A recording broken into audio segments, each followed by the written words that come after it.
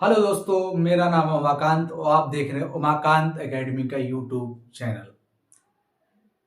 हम लोगों ने 12th बायोलॉजी के जो महत्वपूर्ण प्रश्न हैं वो कराने जा रहे हैं। आज हम पहला क्वेश्चन लेके आ रहे हैं भ्रूण कोश या मादा युग्मक का निर्माण या मादा युग्मकोत्पेद। तो दोस्तों, ये वीडियो उन लोगों के लिए बहुत ही महत्वपूर्ण होगी जो कि बोर्ड परीक्षा की तैयारी कर रहे हैं और जिनके फरवरी माह में पेपर है। तो आपने देखा होगा कि जो पुष्प होता है उसमें एक मादा युग्मक होता है और एक नर युग्मक होता है,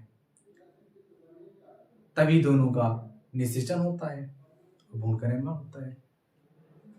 तो जो मादा युग्मक का निर्माण है वो गुरु बीजाणु से होता है।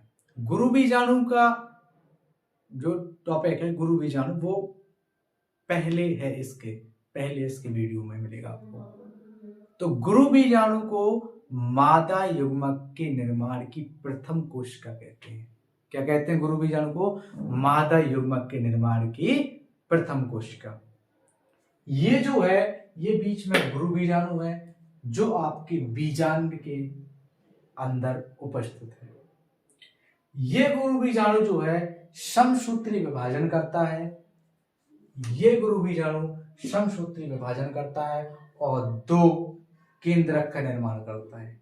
दोनों केंद्रकों में एक केंद्रक आपका ऊपर ध्रुव की ओर उपस्थित होता है और दूसरा केंद्रक आपका नीचे की ओर बीजांड द्वार की तरफ स्थित होता है। ध्रुवी केंद्रक में जो ये आपका ध्रुव की ओर उपस्थित केंद्रक है इनमें फिर विभाजन होता है और ये 1 से 2 केंद्रक का निर्माण करती हैं,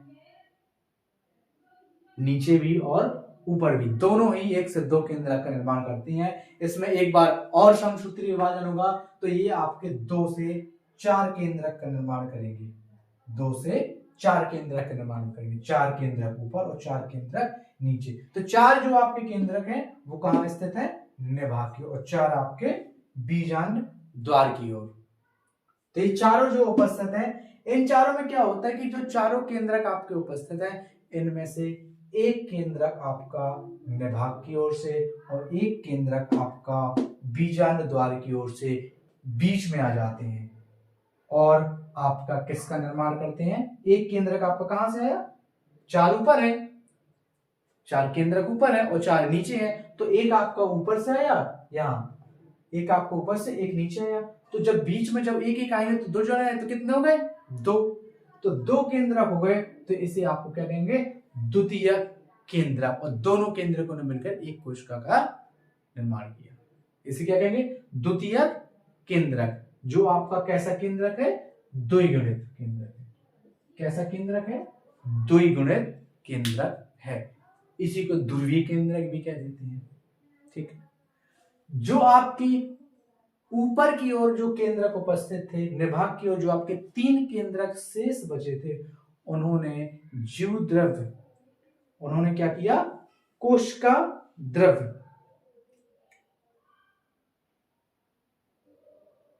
क्या किया? कि कोशिका द्रव्य का विभाजन करके प्रतिमुख कोशिकाओं का निर्माण किया और नीचे की जो आपकी बीजांड द्वार की ओर कोशिकाएं उपस्थित थी उन्होंने भी कोशिका द्रव्य के साथ विभाजन करके 2 सहायक कोशिकाओं और एक अन्य कोशिकाओं का निर्माण किया। जो 3 है तो एक दोनों जो आज अगल बगल की कोशिकाओं सहायक कोशिका कहते हैं और जो ये आपकी बीच में जो आपकी कोशिका है इसे आप क्या कहेंगे? अंड कोशिका। क्या कहेंगे? अंड कोशिका। और अंड कोशिका को ही क्या कहते हैं? मादा युग्मक। क्या कहते हैं अंड कोशिका को? मादा युग्मक। तो क्या कहेंगे? जो ये बीच की कोशिका है, जो ये बीच की कोशिका है इसको कहेंगे अंड कोशिका और जो अगल बगल की कोशिका है इनको कहते हैं सहायक कोशिका। अंड कोशिका ही आपकी मादा युग्मक कहलाती है। इस प्रकार जो हमें कोशिकाएं प्राप्त होती है, ये जो संरचना है ये 7 कोशिकीय तथा 8 केंद्रकीय होती है। ये पूरा चित्र है। गुरु बीजाणु में विभाजन हुआ, 2 केंद्रक बने, दोनों केंद्रक ही ध्रुवों की ओर स्थित हो गए। फिर उनमें समसूत्री विभाजन हुआ, 2 केंद्रक से 4 केंद्रक बने आपके, भाई 1 से 2 बने। फिर समसूत्री विभाजन हुआ, फिर 2 से 4 केंद्रक बने। 4 केंद्रक आपके ऊपर निभाग की ओर स्थित थे और 4 ही केंद्र आपके नीचे की ओर कहां स्थित है, बीजांड द्वार की ओर।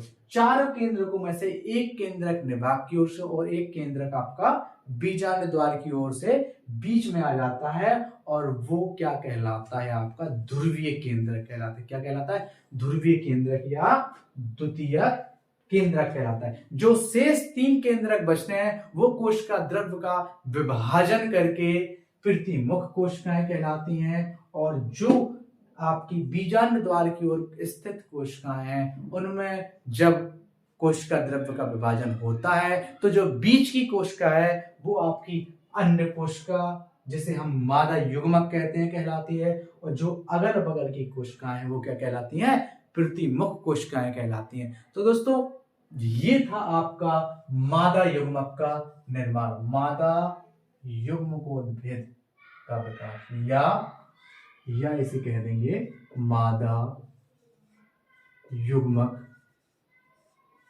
का निर्माण। तो दोस्तों ये क्वेश्चन जो है आपका पेपर में या तो आएगा मादा युग्मक का निर्माण क्या है या आएगा मादा युग्मकोद्भूत का विकास। ठीक है, तो ये क्वेश्चन पेपर की दृष्टि अति महत्वपूर्ण है, लॉन्ग क्वेश्चन है जो कि आपका कितने नंबर का पूछा जाता है, 5 नंबर का प्रश्न जो है आपके पेपर में पूछा जाता है। कई बार पेपर में आप लोगों ने अगर प्रैक्टिस सेट देखा होगा, जो आपने अनसॉल्व पेपर देखे होंगे तो उसमें आपको ये क्वेश्चन देखने को मिलेगा। तो दोस्तों कैसा लगा ये आपको वीडियो, अच्छा लगा हो तो चैनल को सब्सक्राइब करें, वीडियो को लाइक करें और कमेंट करके जरूर बताएं कि अगला वीडियो जो है वो हम आप किस टॉपिक पर बनाएं।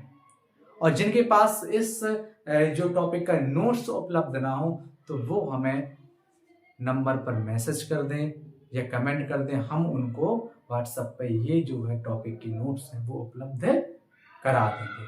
ठीक, जय हिंद।